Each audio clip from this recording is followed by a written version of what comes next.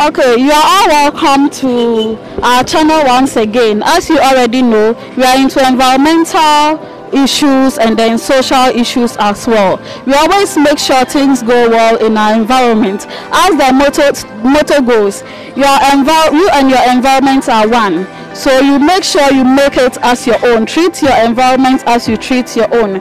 Today we found ourselves in Ashaiman here once again, and we have our honorable member here who is the assembly member for the electoral area. So as you can see the environment here, to me I would say it's not good looking, but there are so many reasons to it.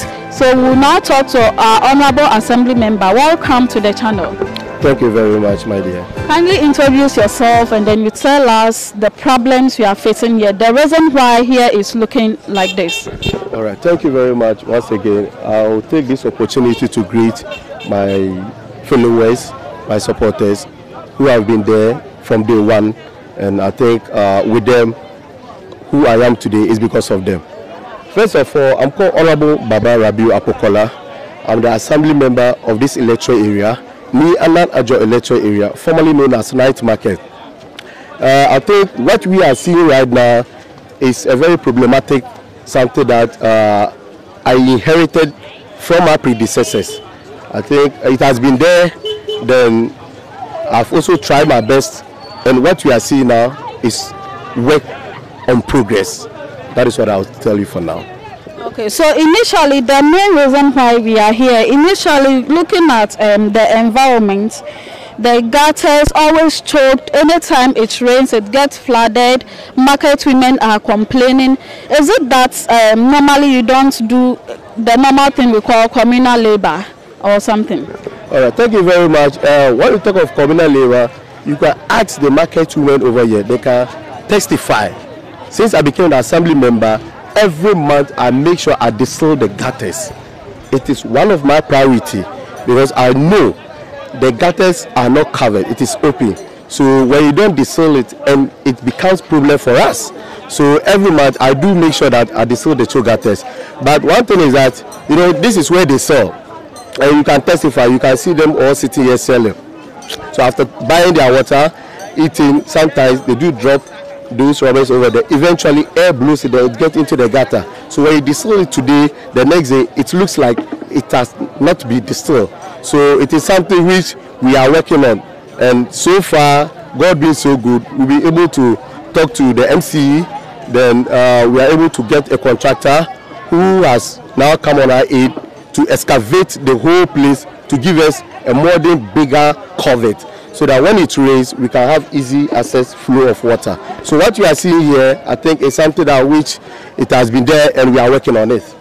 Okay, talking of the market women who saw around, what rules have you put in place for them? Because what we normally see is that after they finish eating whatever, after drinking water, they just throw the rubbish back into the gutters. Okay, so have you given them some education on it? Because it looks like even after every month the gutters are distilled.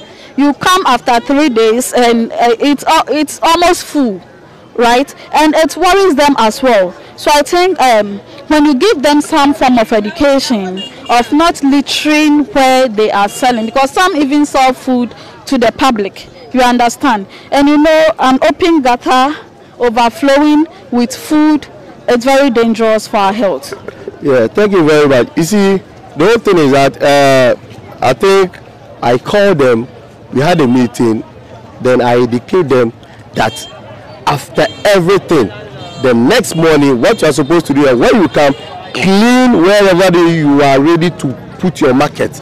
After cleaning it, make sure that you tie it, then you get tricycle passing, you dispose it off. They will tell you that is what they have been doing. But the main problem is that those drivers, when they come and park their car at night, they sweep it, dump it on the street. So the next day when they come back, the whole place is messed up again. You understand? So as I'm saying, it's a very problematic. So we decided that fine. And the number circumstance per Ghana law, you are not allowed to trade on the road. You understand? We are not allowed to trade on the road. But you know, Ashaiman population of 200,000. So of course, it's a cosmopolitan community. People come in, do their business, they go.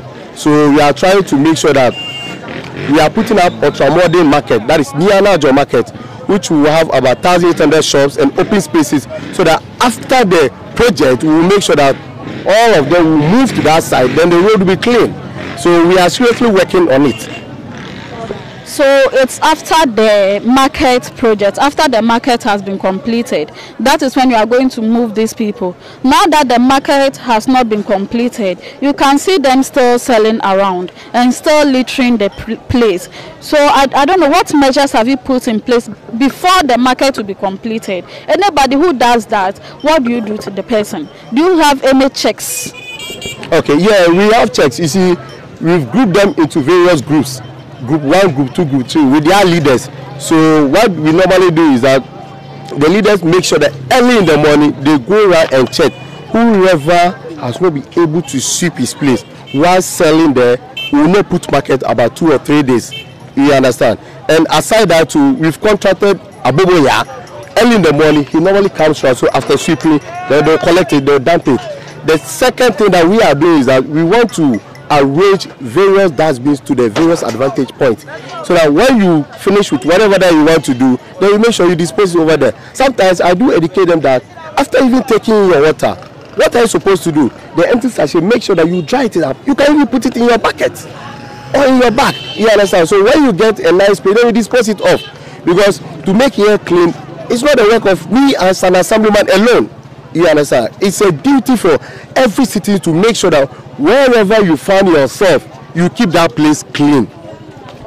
And the honorable Ansana, so see, I know dustbins no time benebeba, because we are in the raining season. Okay, we are in the raining season, and anytime it rains, you just imagine how this place looks like. You understand? So certain things must be done earlier. Okay. I think the whole thing is that since so far, the this covers, it is about 20 or 30 years ago. You understand? But then the pressure wasn't that much as we are seeing today. So because of that, we have to make sure that we get a bigger coverage. So we are starting with this. When we are able to finish with this project, then the water can have free access. Then we'll make sure that we'll get mesh to divide the various gutters into segments, so that when you come in the morning, whatever that you find at your frontage, you dispose it before you start putting your market. Will they be covered as well? Of course, they will. You can even see that some of them have provided their own wood, and we are planning to make sure that we will get wood from here to that end. At least for the meantime, that is what we will do. So apart from these 2 projects you talked about, this very one and then the market area, what other project is ongoing in your electoral area? For now, I think that is the major 2 projects that I have been able to lobby. You see, it's not easy. If you know you understand the assembly work, it is a system. You understand, and for you to get a project in your electoral, it means that you have to work and lobby hard. So far, this is my 3rd year. So for now, it is 2 that I'm working on. But very soon, the road to, I think it has been awarded and work will commence as soon as possible. Are you sure with the road? Because the road is very bad. Yes.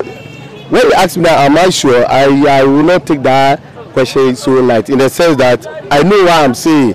I'm part of the work subcommittee at Ashaiman. So as I was saying, it has been awarded, and very soon the contractor will be on site as a homeboy, so that I will spearhead and make sure that every developmental project will come to my electoral area. This is where I was born and bred, and this is where I have to also contribute. So if tomorrow, Honorable Abu, I'm not the assemblyman, at least my works will then speak for me. So it hasn't been easy, but we are on it. It won't be, since we are in Ashaiman, and you know how Ashaiman is. How are your electoral members cooperating with you? Oh, in fact, the relationship is very cordial, because as I said, I'm homeboy. They are always ready to help, especially the youth. You understand? So in terms of if there's any project or clean up communal labor, they normally come out in numbers. We distribute the gutters. In case of anything, they come out, they support, because they believe that I'm only the leader, but the assemblyman is for the whole community, which is also their responsibility to also help me to succeed. So for the relationship there, I would say fantastic. So thank you very much, Honorable. We'll come back for more updates, especially on this project and then the market area project, how far it has gone. All right, so we thank you very much for your time. We'll be back again. Okay, you're most welcome. I think once again I'll use this your medium just to extend gratitude to the women, my opinion leaders, the imams, the pastors, whoever that matters in the community, that I appreciate whatever that they are doing for me. They should still be by my side, and we'll make sure that together we'll make things possible in this community. Thank you very much, my dear. All right, thank you too.